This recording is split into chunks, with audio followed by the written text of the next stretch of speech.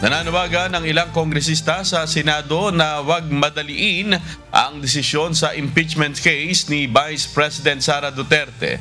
Ito'y matapos ihain ng Kamara sa Supreme Court ang motion for reconsideration kaugnay ng ruling sa impeachment case laban kay VP Sara. Ngayong Miyerkules, August 6, nakatakdang talakay ng Senado ang issue ng impeachment. Kasunod ito ng ruling ng Korte Suprema na nagdedeklarang unconstitutional ang articles of impeachment na inendorso ng Kamara.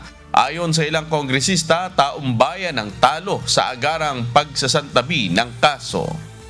Sana wag magmadali masyado yung Senado dun sa kanilang inaasahang aksyon kasi para silang babiyahe ng jeep, hindi pa puno, gusto nila umarangkada. At pag umarangkada sila, ang mangyayari, ang may iwan yung katotohanan, pananagutan at yung katarungan. At ang nakalulungkot dito, may iwan doon sa biyahe na yan ng taong bayan. The impeachment case is dismissed, then we have practically it's to the country's loss. Kasi ibig sabihin nun, never natin malalaman at never masasagot ang mga katanungan matagal na nating hinihingi. Katulad ng kung ginamit ba ng tama ang confidential funds, may pananagutan ba ang Vice President tungkol sa kanyang pagbabanta sa buhay ng Pangulo, ng unang ginang at ng Speaker ng House.